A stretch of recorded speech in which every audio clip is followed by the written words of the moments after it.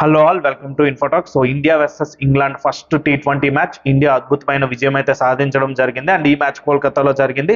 So Kolkata local boy అయిన వరుణ్ చక్రవర్తి, అంటే local boy అంటే కేకేఆర్ ఆడుతున్నాడు కాబట్టి ఆ విధంగా చెప్పాను. సో ఇప్పుడు తనకి అదే ప్రస్తుతానికి హోమ్ గ్రౌండ్ లెక్క. సో ఆ గ్రౌండ్ లో అయితే మాత్రం ఎక్సలెంట్ గా బౌలింగ్ చేశాడు. తన స్పిన్ మాయాజాలంతో మిడిల్ ఆర్డర్ మొత్తాన్ని కొంచెం ఇబ్బంది పెట్టాడు. అండ్ స్టార్టింగ్ లో హర్షదీప్ సింగ్ కూడా ఎక్సలెంట్ గా బౌలింగ్ చేశాడు.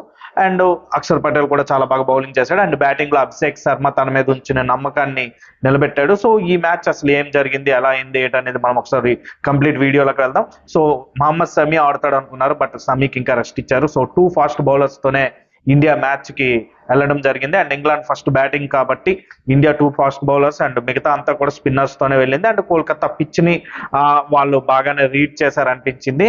అండ్ గంభీర్ కూడా కోల్కతాతో బాగా ఎక్కువ అనుబంధం ఉంది కాబట్టి సో మంచి టీమ్ ని సెలెక్ట్ చేసుకున్నారు. మేబీ కెప్టెనా లేదా గంభీర్ సూచనలా ఏమో అనేది పక్కన పెడితే మంచి టీమ్ తోనే వెళ్ళారు.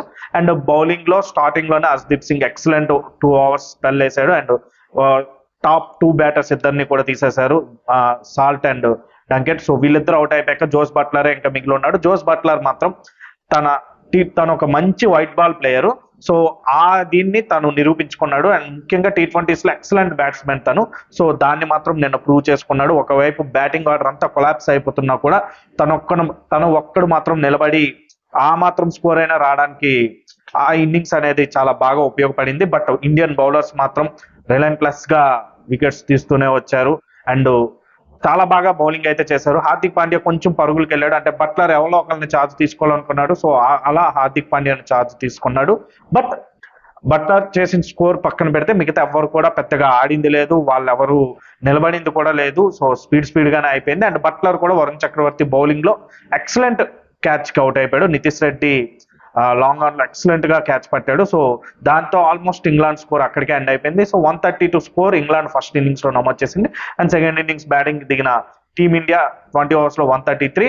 సో కొంచెం ఈజీయా, ఎవరికైనా 133 అనేది ఈజీయే.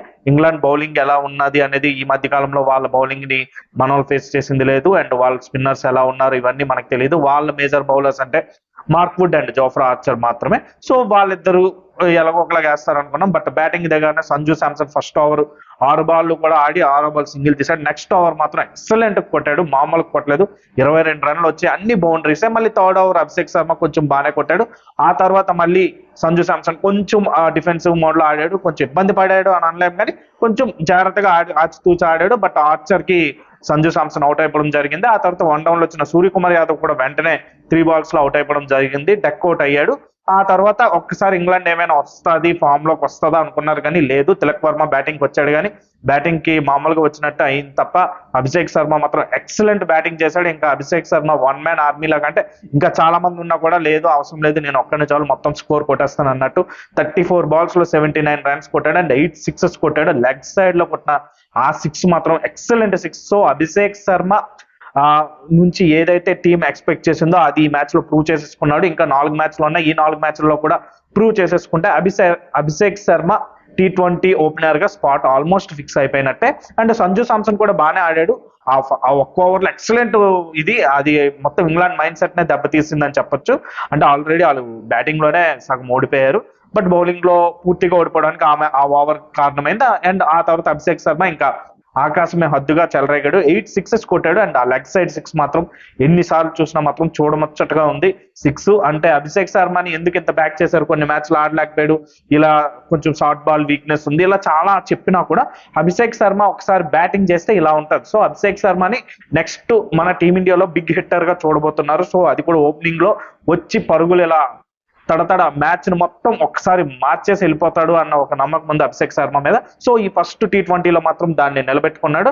అండ్ ఈ మ్యాచ్ గురించి పెద్దగా ఎక్కువ డిస్కస్ చేసుకోవడానికి ఏం లేదు. అలాగే ఈ మ్యాచ్ లో మనం ఏం మిస్టేక్స్ చేయలేదంటే చిన్న చేసినా కూడా ఆ 132 స్కోర్ అనేది 133 టార్గెట్ చేయడం అనేది ఇప్పుడున్న టీ20 ఏరియాలో, ఇప్పుడున్న టీ20 బ్యాట్స్మెన్ థింకింగ్ లో, అంటే ఇప్పుడు యంగ్స్టర్స్ అందరూ టీ20ని ఒక రేంజ్ లో ఒక లెవెల్లో చూస్తున్నారు.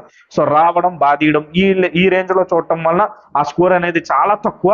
సో బ్యాటింగ్ లో మిగతా ఎవరికి కూడా పెద్దగా ఛాన్స్ రాలేదు. Sanju Samson starting and Tilak Varma okay, but Abhishek Sharma మొత్తం అంతా తానే మొత్తం 79 runs కొట్టాడు. 133లో 79 runs తనే కొట్టేశాడు.